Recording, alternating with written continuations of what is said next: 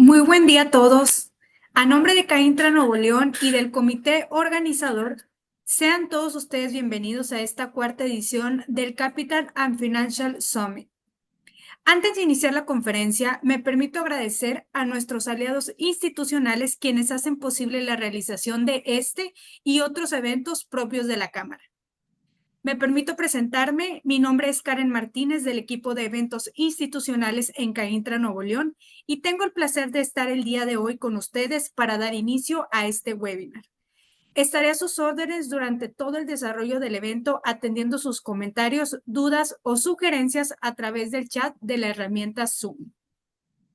Siguiendo con el protocolo de participación, les recuerdo que la sesión tiene una duración de 1 hora y las preguntas y respuestas serán en la parte final del webinar. De igual forma, los invitamos a colocar sus preguntas en el transcurso de la sesión a través del apartado de preguntas y respuestas de la herramienta Zoom. Asimismo, al terminar la sesión, les presentaremos una encuesta. Les pedimos de la manera más atenta a contestar sinceramente. Esto nos ayudará a mejorar nuestros eventos. La conferencia del día de hoy, titulada Aspectos fundamentales en el proceso de fusiones, adquisiciones, desinversiones y eventos de liquidez, M&A, impartida por Pablo Castillo Parada, socio banca de inversión en Deloitte Asesoría Financiera y de quien a continuación les platicaré un poco. Pablo es socio en el área de asesoría financiera especializado en banca de inversión, M&A y valuación.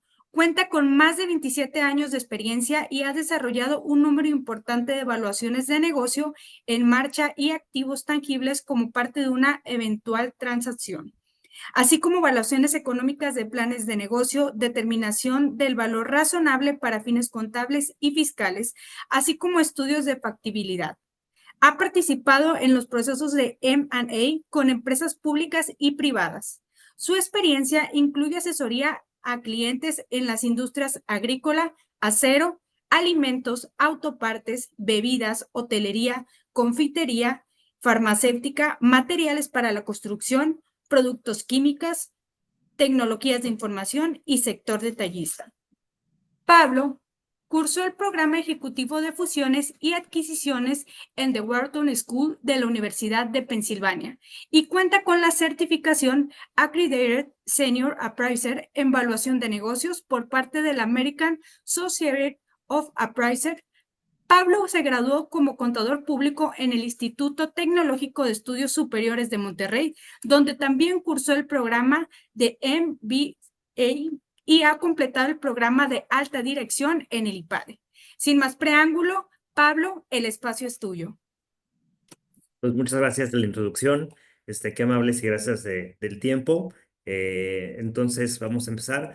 Voy a compartir la presentación. Si me permites compartir.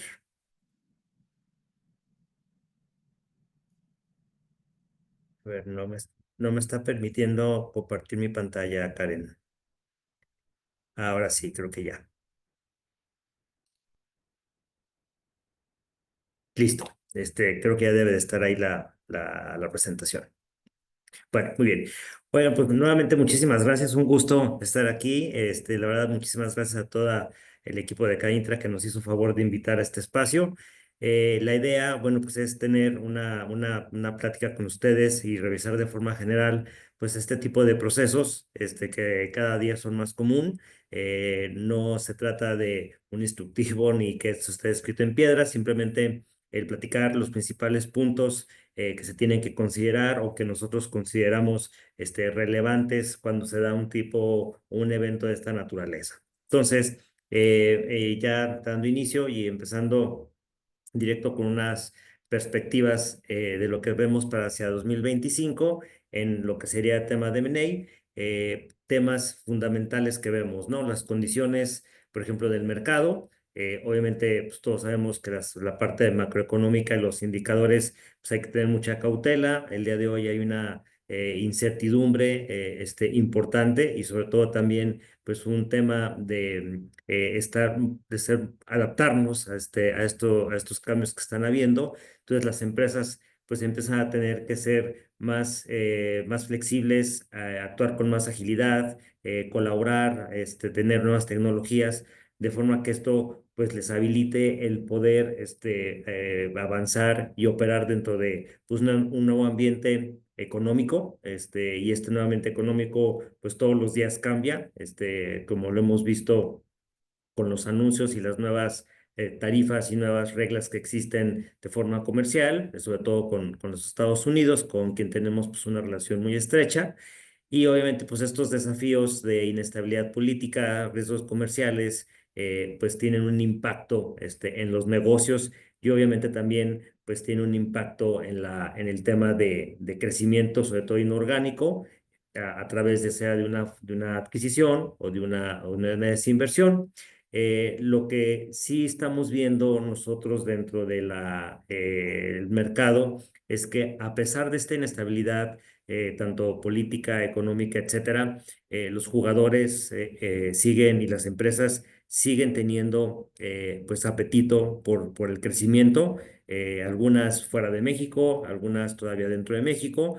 Vemos jugadores extranjeros queriendo entrar a consolidar sectores dentro de México y Latinoamérica. Entonces, si bien hay, por un lado, pues una medio nube ahí de incertidumbre, vemos por otro lado también positivismo de parte de los inversionistas y de las empresas en continuar analizando y evaluando este tipo de transacciones.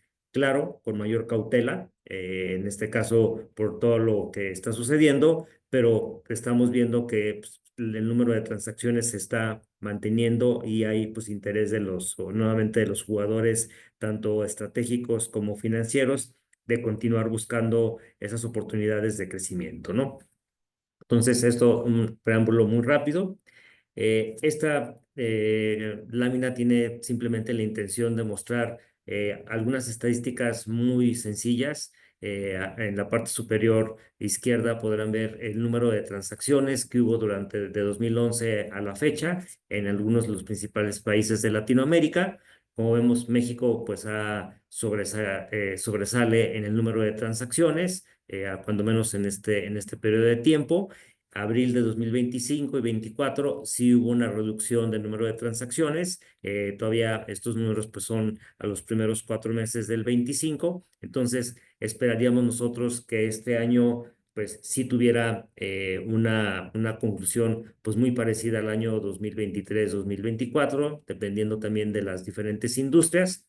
Hay industrias que están siendo los están afectando un poco más que otras. También hay industrias que están creciendo a doble dígito, precisamente que están aprovechando ciertas cadenas de suministro y las circunstancias macroeconómicas. Entonces esperamos que 2025 pues también sea un año que haya pues un importante número de transacciones, ¿no? Nuevamente, los jugadores serán más cautelosos y a lo mejor tendrán o pasarán más tiempo revisando la transacción, pero al final del camino pensamos que esto va a continuar, ¿no? Si vemos un poco en la parte superior derecha las transacciones cerradas por industria, y si vemos el caso de México, bueno, vemos que al menos en los últimos 3 años, los principales sectores o el principal sector que estuvo a la cabeza fue el tema de tecnología. No nos sorprende, ¿por qué? Pues porque ha habido un desarrollo importante en todas las industrias, ¿no? Tecnología para manufactura, tecnología para el sector financiero, etcétera. Entonces vemos que esto pues ha ido creciendo. También no es de extrañarse que los múltiplos en estas industrias pues son un poco más altos, precisamente por esta situación que vienen creciendo con más rapidez, ¿no? Entonces, simplemente el que tengan una pincelada de cómo se ven las diferentes industrias. En México, por ejemplo, la segunda es manufactura, tampoco nos sorprende. Manufactura y consumo siempre han sido pues las industrias que han estado creciendo o que han estado más activas en temas de adquisiciones o de crecimiento inorgánico. Obviamente, tecnología en los últimos años ha pues tenido un crecimiento importante, ¿no? De hecho, lo vemos como en la gráfica inferior izquierda, cuando vemos los múltiplos de evaluación, es decir, cuántas veces se paga o se pagó en una transacción en estas industrias, pues no es de sorprenderse que en la parte de tecnología, que es la de arriba, el azul, pues si realmente la mediana ha ido creciendo en estos años muy por arriba de lo que sería el sector de manufactura y consumo, y precisamente por lo mismo, ¿no? Porque pues hay una tendencia al desarrollo de tecnología, sobre todo ahora con el tema de inteligencia artificial, todo lo que tenga que ver con pues este tipo de nuevas tendencias que lo que hacen es pues facilitar o hacer mucho más eficientes las operaciones de los negocios, ¿no? Finalmente, la gráfica, perdón, de inferior derecha, lo que nos muestra es un poco la comparación en los últimos 3 años de transacciones en perdón, el múltiplo EBITDA, en este caso, cuántas veces vale un negocio su utilidad de operación antes de prestaciones y amortizaciones de impuestos. Vemos cómo de forma global los múltiplos sí son un poco más altos. Esto se debe a que, pues, en países más desarrollados, Estados Unidos, Europa, obviamente hay o se percibe menos riesgo que lo que sería Latinoamérica y México, pero no por ello quiere decir que en México los múltiplos no sean atractivos. Siempre hay industrias, como vemos, como la de consumo, bueno, pues que muy cercana a doble dígito, por arriba de los dieces. El tema, por ejemplo, también de tecnología, aunque no está aquí la gráfica, sí los múltiplos también están de doble dígito y también son pues industrias que han estado creciendo de manera importante en los últimos años. Ya entrando un poco en el tema del tipo de procesos que existen, realmente aunque la lámina aparece con mucha información, realmente es una lámina sencilla en donde hay básicamente tres tipos, o nosotros identificamos tres tipos de transacciones. Cuando hay una adquisición de un negocio, cuando hay la desinversión de un negocio, es decir, que alguien quiere vender su participación accionaria o el negocio total, o una fusión, ¿no?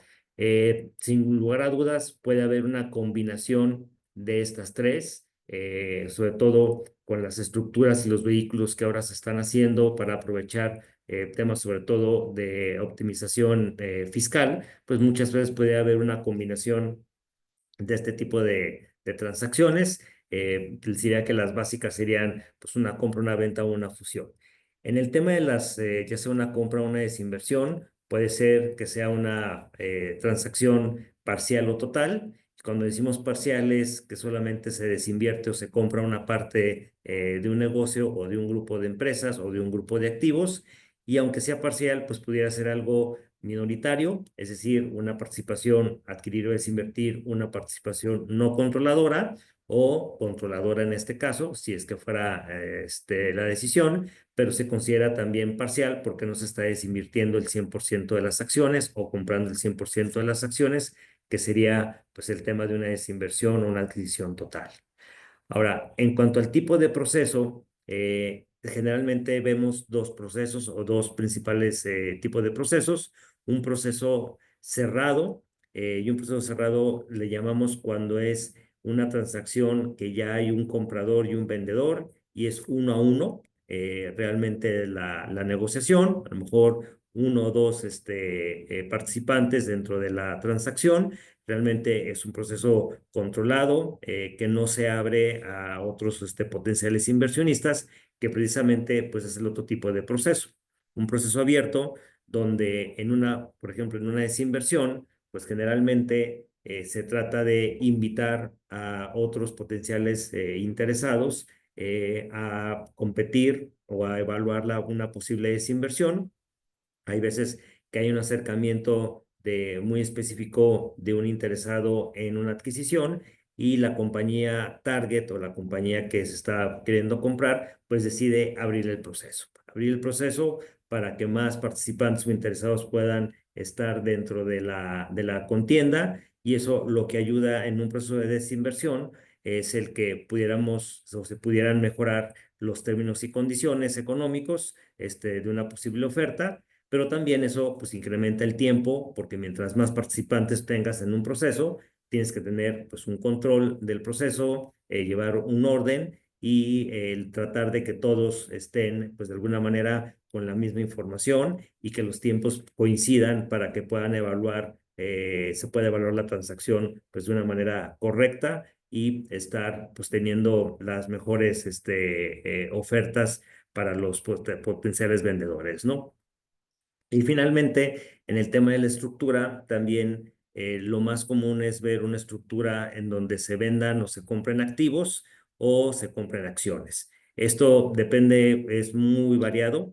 Más adelante traigo un par de láminas con algunas diferencias, pero esto principalmente obedece a un tema a veces de la fiscal, pero generalmente también obedece a temas de que hay grupos pues que tienen diversos segmentos de negocio integrados en una sola entidad, y entonces pues hay que hacer una separación del negocio del segmento que se quiera comprar o desinvertir.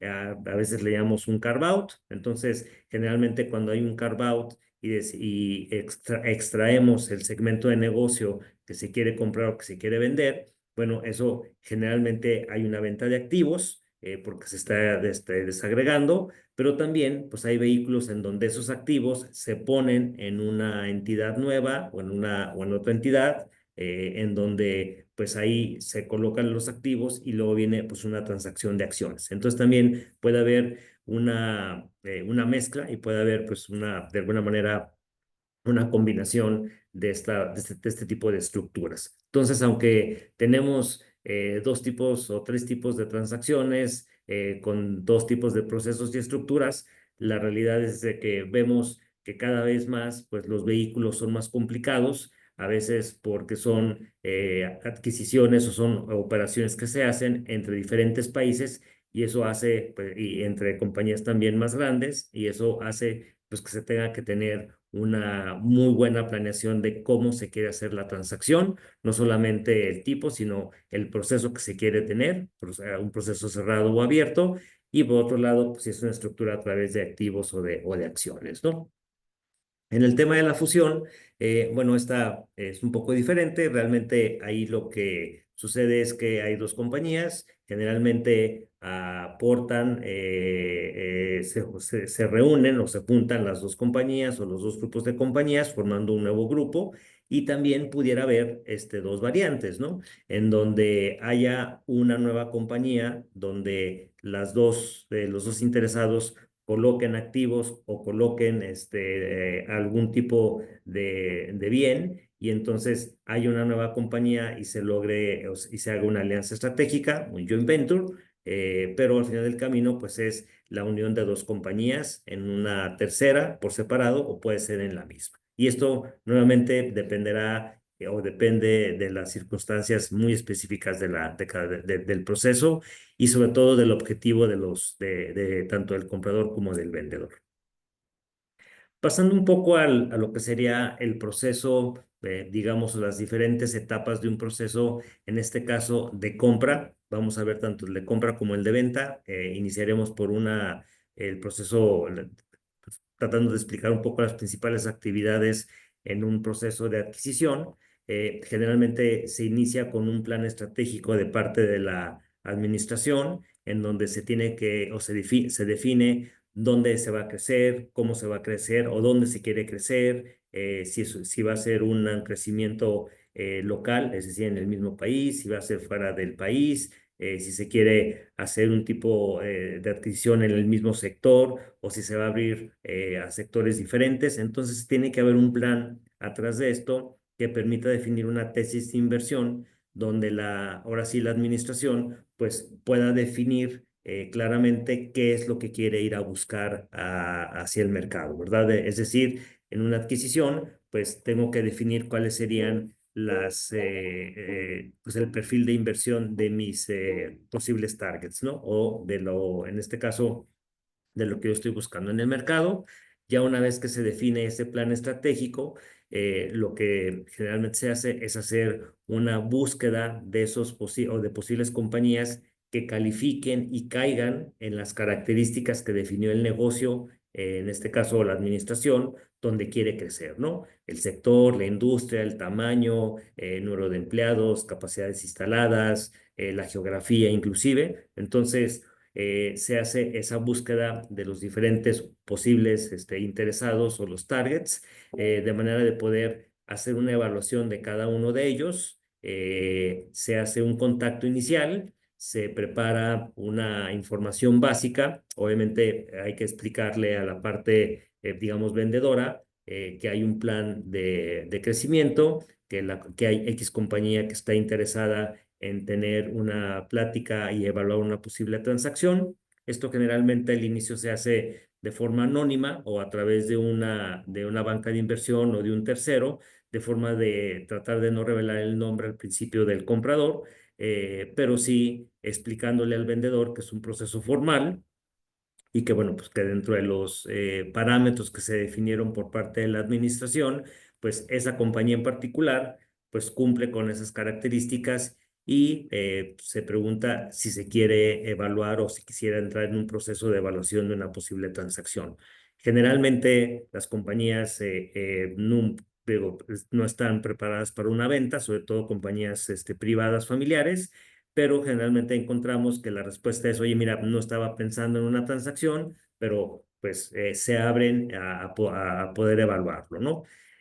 Una vez que el target o los targets han pues confirmado que les interesa el poder entrar en una posible operación, pues hay cierta información que se pide, es una información básica. Con esa información y la firma obviamente correspondiente de los contratos de confidencialidad, se recibe esa información por parte del comprador, se hacen una revisión inicial con información limitada, se determina a lo mejor un valor de un negocio, se determina si realmente cumple con las características que la administración ha definido como targets o como objetivos para hacer una adquisición. Y si eso fuera el caso, entonces el comprador pues emite lo que se llama una carta de intención. Generalmente es una carta de intención no vinculante, es decir, que el comprador no tiene una obligación de hacer una compra y el vendedor no tiene obligación de hacer una venta. Simplemente es una carta donde se manifiesta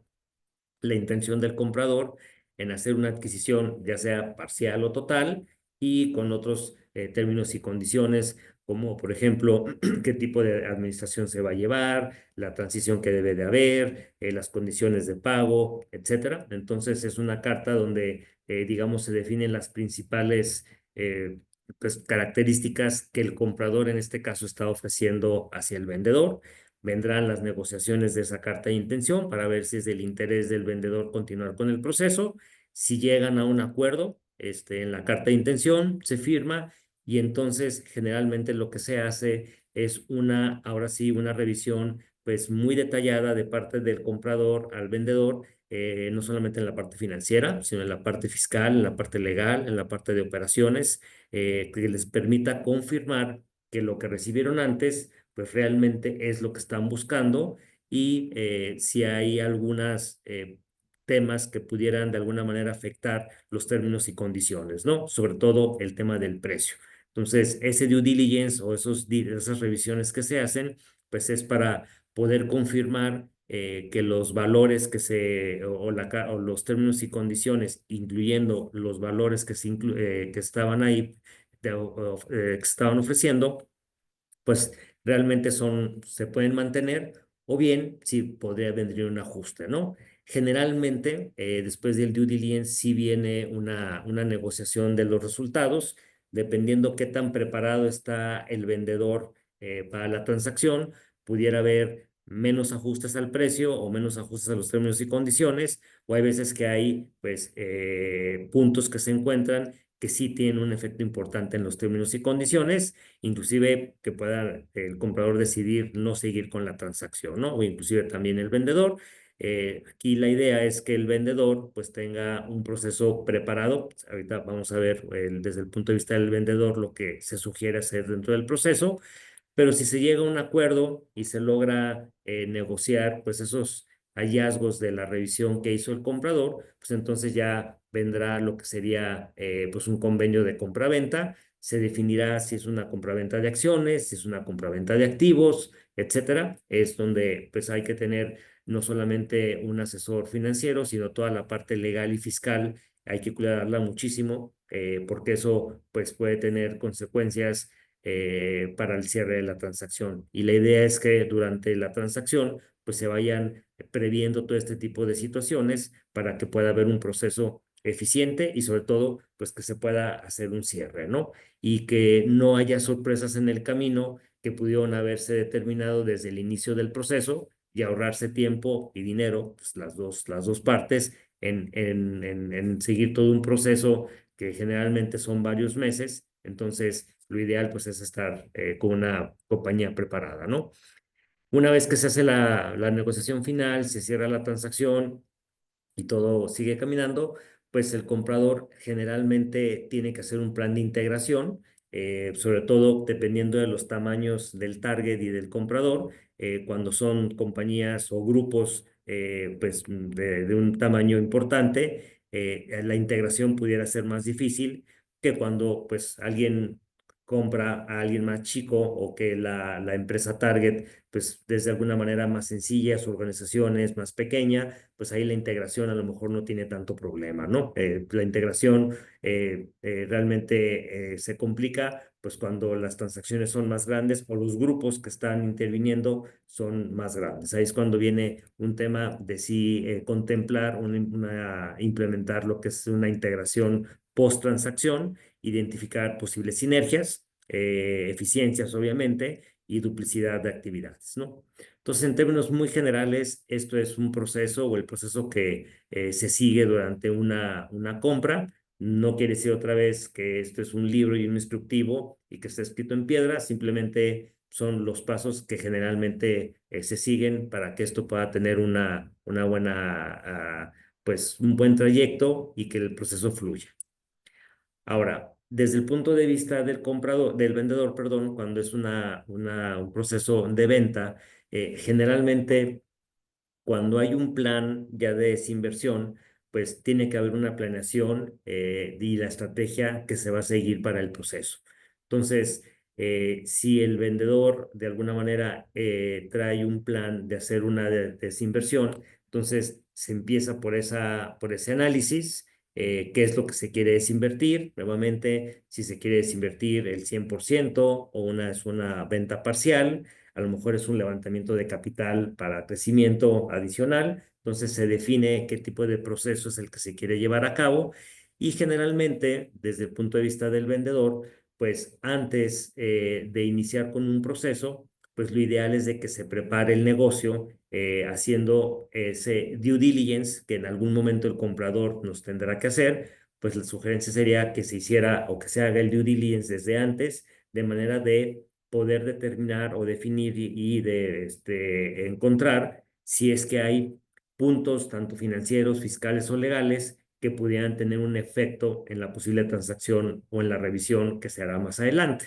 Entonces, con un proceso preparado, que puede tomar a lo mejor más tiempo hacer esa preparación, definitivamente el proceso se hace más eficiente, porque este diligence de venta lo que ayuda es a dos cosas. Uno, pues a confirmar que las cifras, tanto financieras, legales y la situación fiscal, perdón, situación legal del negocio, pues sea la que tiene que ser. Si hay temas que mitigar, pues entonces se identifican esos puntos y se mitigan de forma que pueda ser algo pues, vendible y que el comprador pues no tenga de alguna manera pues, preocupaciones adicionales, ¿no? Entonces, por eso la sugerencia de hacer esas revisiones antes de iniciar con la salida a mercado, y obviamente eso pues nos da la oportunidad o le da la oportunidad a la administración de tener un rango de valor o de estimar un rango de valor pues mucho más preciso, porque va a haber cifras pues que van a estar revisadas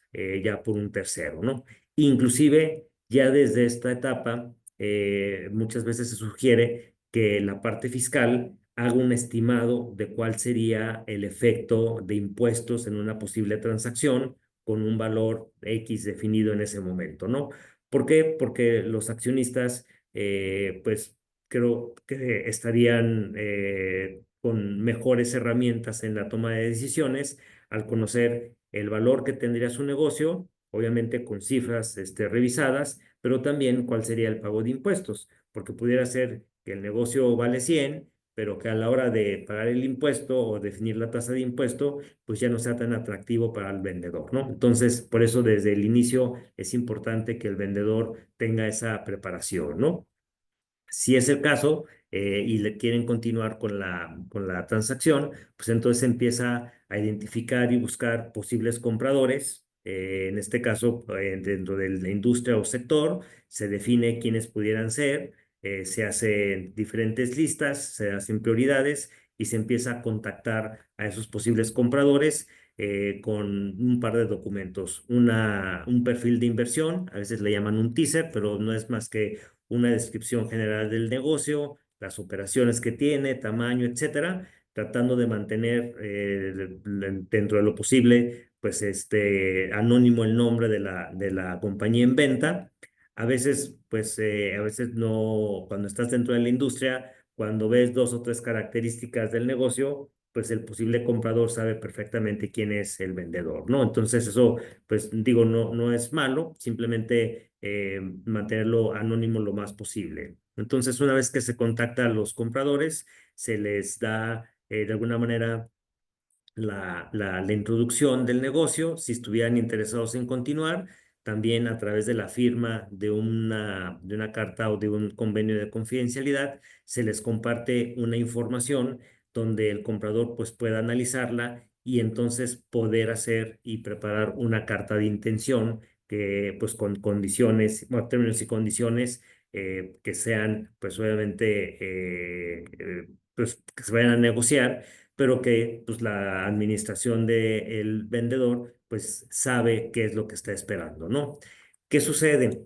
Que si este proceso no se hace antes de salir a mercado, entonces, ¿qué puede pasar? Que entonces el comprador pues tenga información no necesariamente clara y la carta de intención pues no refleje lo que los vendedores quieren hacer. Entonces es importante que haya una preparación dentro del proceso para que esto, bueno, pues pueda funcionar de la mejor manera, ¿no?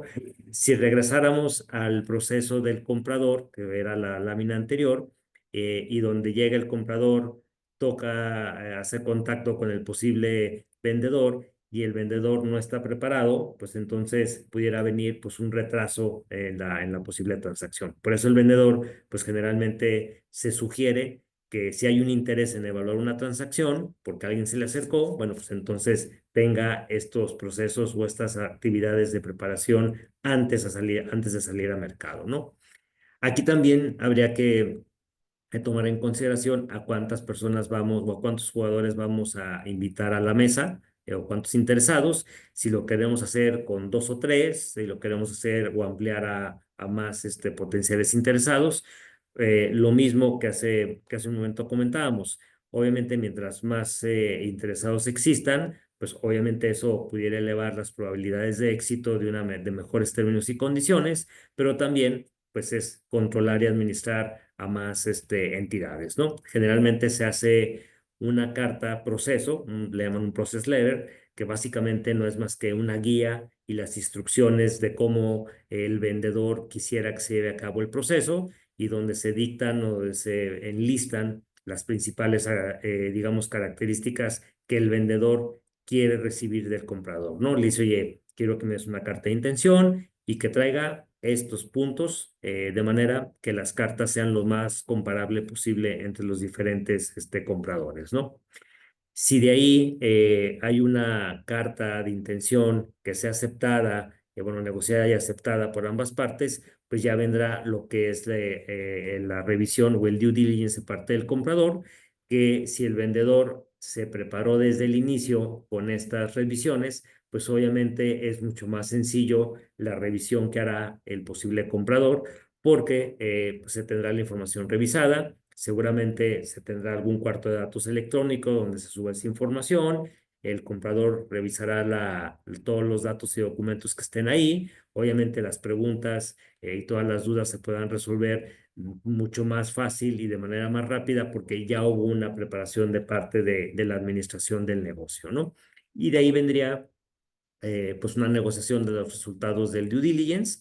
Generalmente si hay una buena preparación, pues habrá menos puntos o menos consideraciones o que haya identificado algo el comprador que no le guste. Entonces, eso hace nuevamente que la transacción sea un poquito más eficiente, al menos en términos de tiempo, y que haya una mejor negociación al final de un contrato de compraventa, ¿no? También habrá que ver si la transacción es una compraventa de activos, es una compraventa de acciones, pero al final del camino, pues también en la parte fiscal, pues es importante y la parte legal, sobre todo desde el punto de vista del vendedor, la parte fiscal, pues hay que revisarla muy bien y que no vaya a haber pues algún tema que pueda desincentivar o desmotivar al vendedor en la transacción. Por eso la sugerencia de que al inicio pues se haga un análisis de qué tipo de tasa se pudiera ver, ¿no?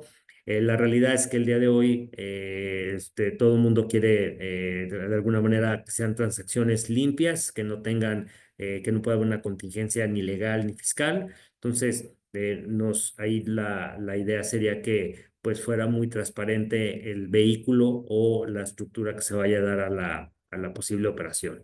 Y de ahí, bueno, pues como decíamos, pues todo lo que sería ya la implementación para el cierre y finalmente viene el cierre de la transacción. Hay veces que hay ciertos puntos que se dejan abiertos en el sentido de que si la negociación incluyó alguna fórmula de desempeño, por ejemplo, oye, te pago una parte ahorita y una parte va a ser conforme vayas tú cumpliendo ciertos resultados, bueno, también eso se le tiene que dar seguimiento y por eso de alguna manera se tiene que tener pues muy preparado el negocio para que todas esas digamos cláusulas que se puedan tener en el contrato, sobre todo si hay una fórmula de desempeño en el futuro, pues entonces el comprador, perdón, el vendedor pues las tenga muy claras y se tenga también clara la transición y los efectos que va a tener en la transacción, ¿no?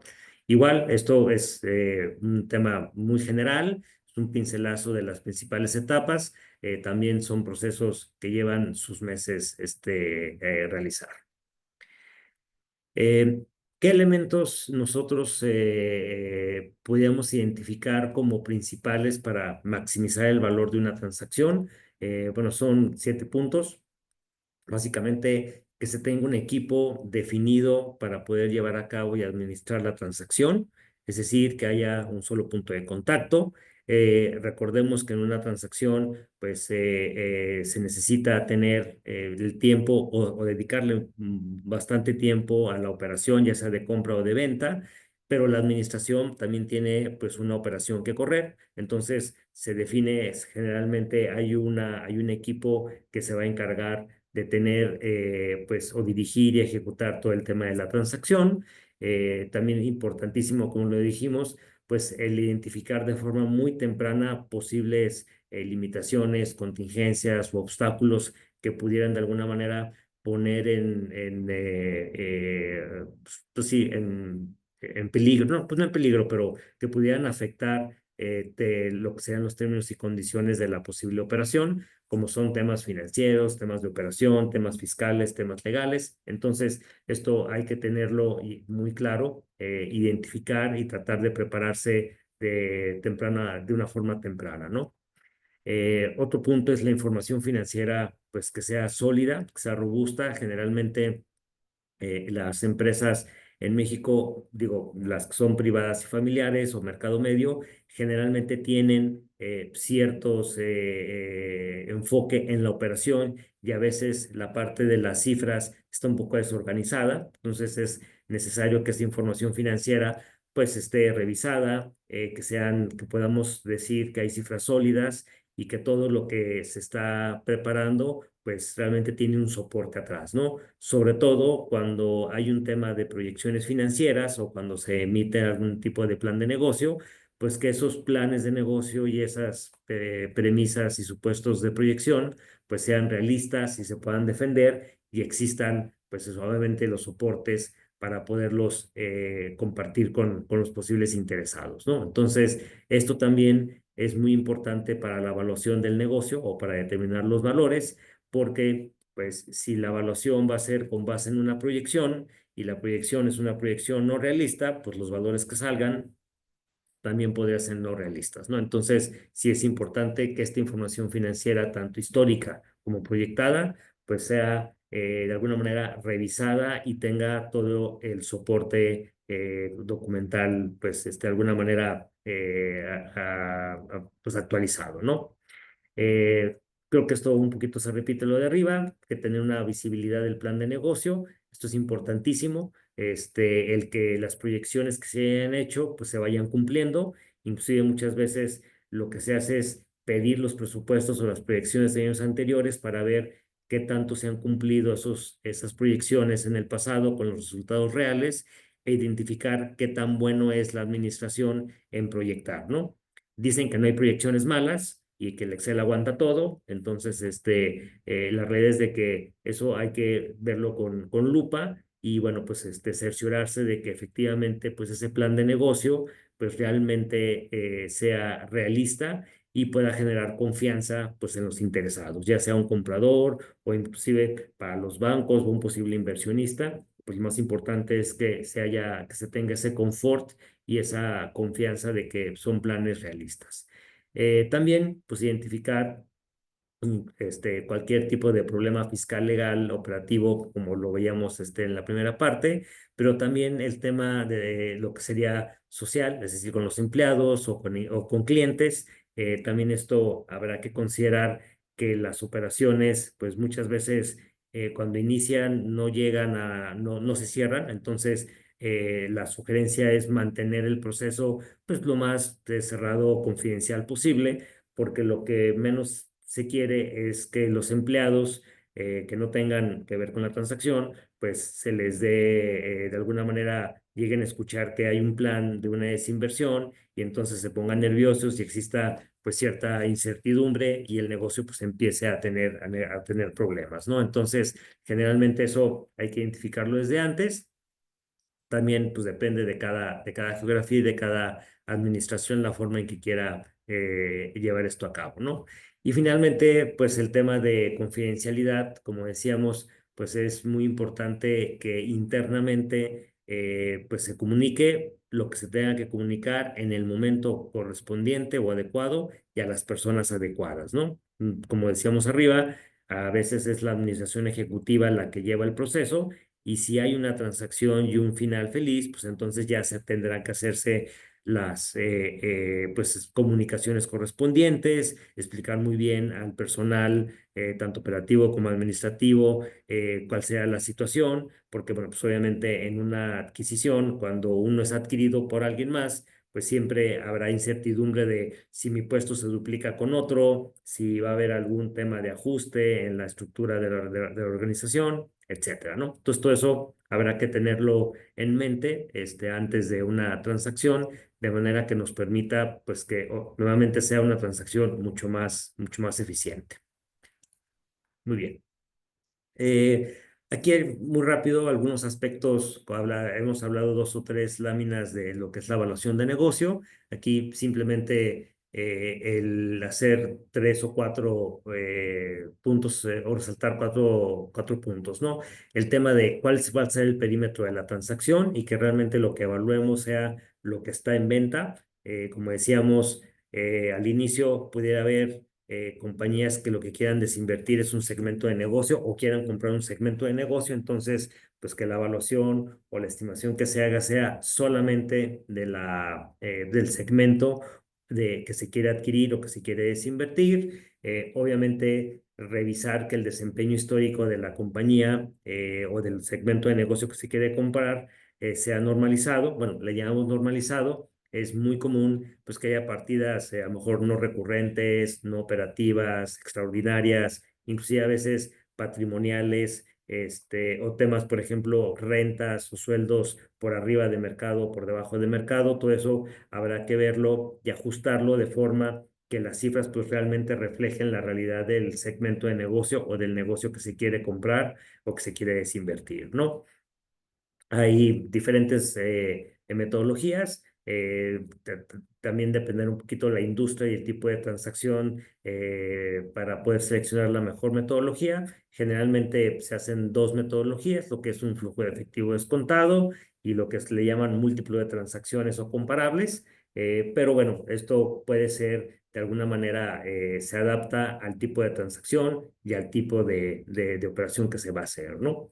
También importante entender el plan de negocio, como ya lo habíamos comentado hace un momento, pues las proyecciones tendrán que ser lo más realistas posibles, sí hacer algunos escenarios de sensibilidad, pero que la evaluación de alguna manera, pues sí sea algo que refleje el valor del negocio en condiciones normales, ¿verdad? Y no en que se base en un plan que no es realista, a Juan es muy optimista y que eso pues resulta en valores que no necesariamente sean correctos. Y finalmente, bueno, pues que haya con una consistencia entre el desempeño histórico y el plan de negocio, pues es normal que las compañías estén creciendo y que su plan de negocio pudiera tener crecimientos, eficiencias y márgenes mayores en el futuro. Habrá que entender bien eso, de dónde viene y cuáles son las iniciativas que tiene la administración para poder llegar a cumplirlas, ¿no? Como decíamos, proyecciones malas es difícil encontrarlas. Generalmente todo el mundo proyectamos mejores rendimientos, crecimiento, etcétera, ¿no? Muy bien, esto desde el punto de vista de evaluación.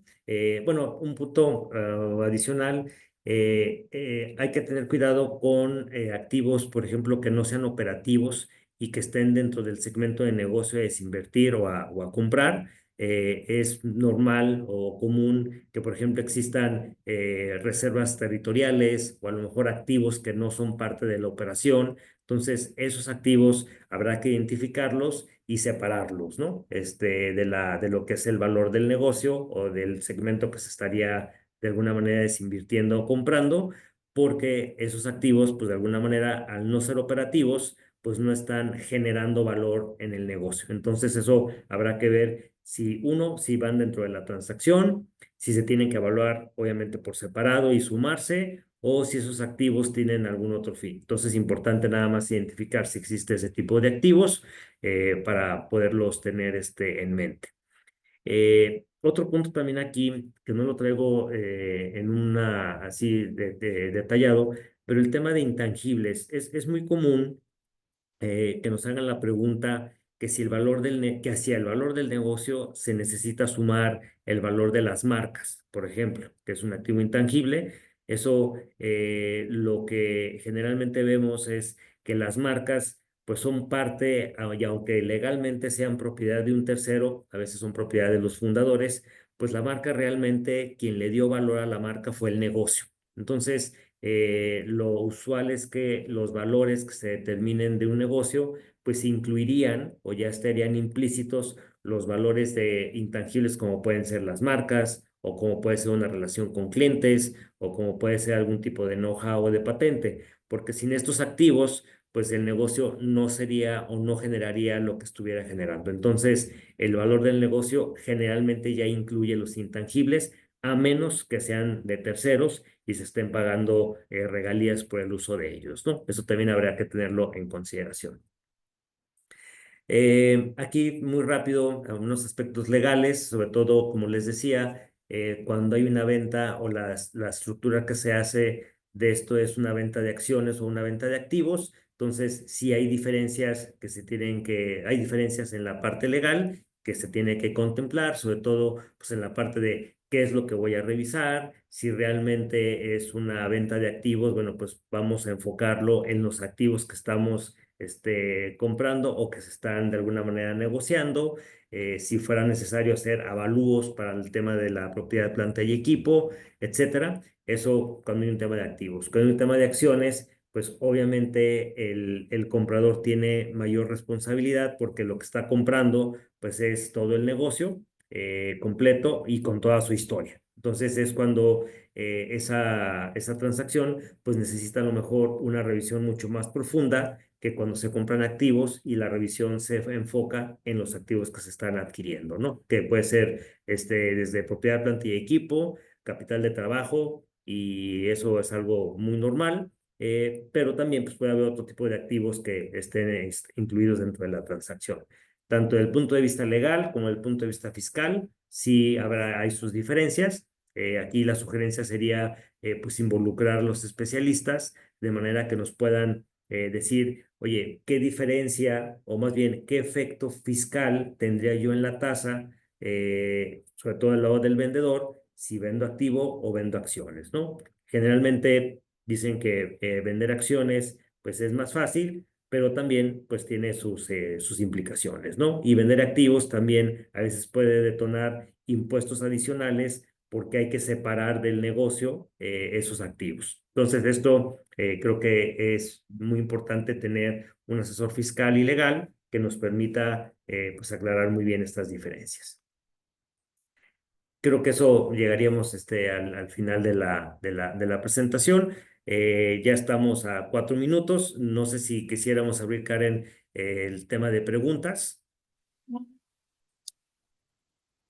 Muchas gracias, Pablo, por tu conferencia. Muy buenos datos. Vamos a arrancar con la sesión de preguntas y respuestas para ir avanzando en este tema. Y vamos a comenzar con la pregunta de Ale Mendoza que nos comparte. Gracias por la presentación. Por favor, ¿nos puedes mencionar datos duros sobre las expectativas para este 2025 en cuanto a lo que se espera en fusiones, adquisiciones o desinversiones respecto al 2024 en México o a nivel Latinoamérica?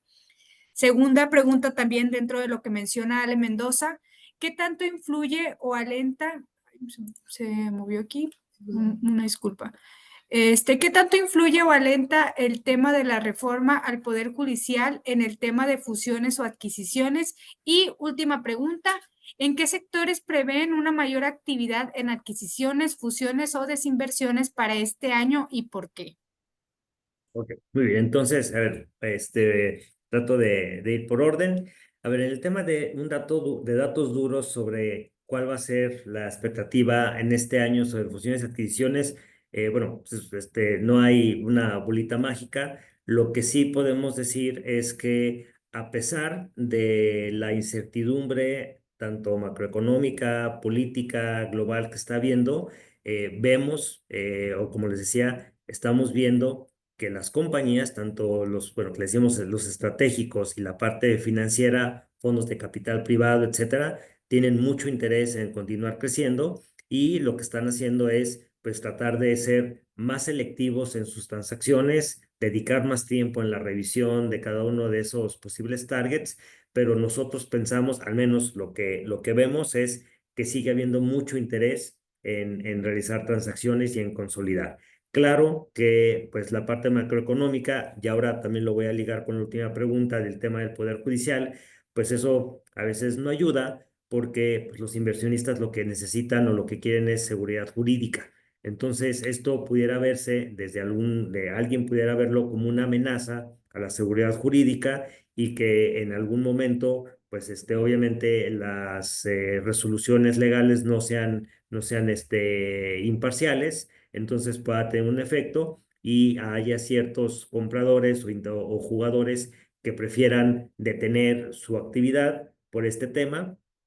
Pienso que vamos a tener que aprender a vivir con estos cambios. Yo no creo que se vaya a ver un decremento en el tema de transacciones, tanto de fusiones, bueno, compras o ventas. Simplemente dedicarán más tiempo a la revisión y a los efectos que puedan existir, ¿no? Digo, espero haber contestado la pregunta. A lo mejor no sé si hay alguna otra.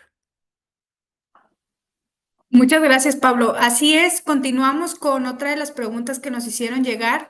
En una empresa de capital abierto, ¿cómo puedo asegurar de que la transacción pueda darse a cabo sin que el capital no sea de procedencia ilícita? Ok, esa es una excelente pregunta. Aquí parte de la revisión o de los due diligence que se hacen, a lo mejor mencioné yo el tema financiero, fiscal y legal como principales, pero también es muy normal y sobre todo en estos tiempos que se haga un due diligence o lo que le llaman un background check y una investigación sobre el origen de los fondos. Y en este caso, a veces, quién es el comprador o quién es el vendedor, porque ahora, pues con todo lo que está sucediendo, pues no quieres ligarte a alguien que después te venga la autoridad y te cuestione o te quiere involucrar o hacer partícipe de algo que fue ilícito. Entonces, sí, me parece excelente que nos recordaran eso, porque dentro de la revisión sí habría que estar pendiente y tener a alguien que se haga cargo de hacer una revisión, le llamamos una revisión reputacional, un background check, básicamente, de los antecedentes, pues de dónde vienen las fuentes de financiamiento, ¿no? Y no solamente del comprador, sino de quiénes son sus accionistas, porque a veces, pues hay vehículos arriba de los accionistas o entre los accionistas que no te dejan ver quién es precisamente la persona que pone el financiamiento. Entonces es importantísimo tratar de identificar de dónde viene ese capital y bueno, pues que no tenga algún problema, ¿no? Eso hay equipos de especialistas forenses que se dedican precisamente a identificar este tipo de temas que no son menores, ¿no? Y menos ahora con todo el tema que se declararon a los cárteles como temas terroristas. Entonces, pues ya ahora se necesita ser mucho más cauteloso y no nomás en una transacción de este tipo, sino en la operación diaria, ¿no? De las compañías. Perfecto, Pablo. Hemos recibido varias preguntas, pero por temas de tiempo, la que voy a mencionar ya sería la última para cerrar esta sesión.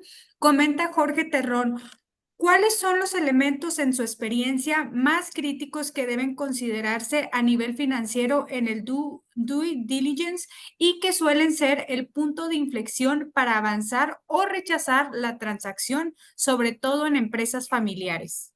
Ok, yo creo que ahí lo más relevante sería que todas las partidas patrimoniales, bueno, o familiares, pues sean identificadas y se puedan reflejar en el estado financiero y tener un estado financiero ajustado, o bueno, cifras financieras ajustadas que permitan de una forma muy realista, pues mostrar la realidad financiera del negocio.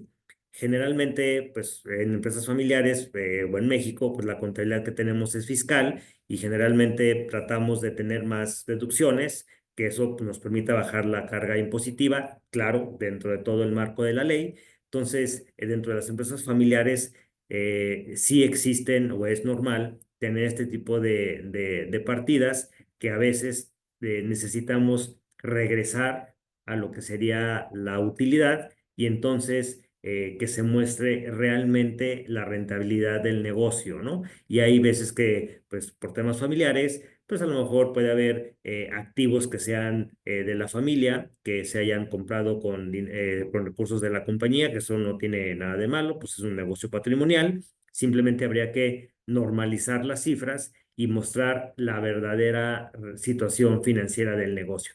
No se cambia la contabilidad, Jorge, ¿verdad? Sí, Jorge, en la contabilidad no hay ningún cambio. Todo este es un ejercicio que se hace por separado y entonces lo que se muestra es cifras reportadas por la administración y cifras ajustadas. Y generalmente las cifras ajustadas pues deberían ser mayores por todos estos temas de partidas familiares o patrimoniales que pueden estar incluidas dentro de la contabilidad. Muy bien, Pablo. Agradecemos la participación de Pablo Castillo Parada en este espacio. Confiamos en que la información presentada será de suma utilidad para todos nuestros participantes. En breve, nuestro equipo te hará llegar una constancia digital de participación. Muchas gracias, Pablo, por permitirnos compartir este espacio. A continuación, proyectaremos una breve encuesta, la cual le solicitamos a todos nuestros participantes puedan responder de forma sincera en esta encuesta. El 5 representa la calificación máxima, mientras que el 1 es la calificación menor.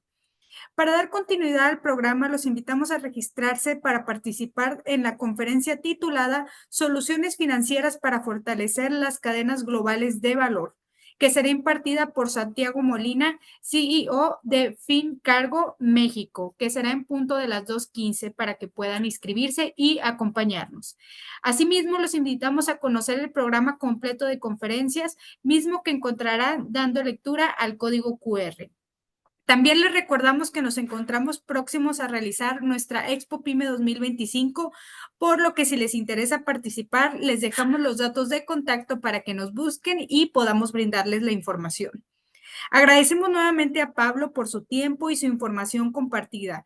De igual forma, gracias a nuestros aliados institucionales por hacer posible la realización de estos eventos. Los esperamos en nuestras siguientes charlas. Buenas tardes. Gracias.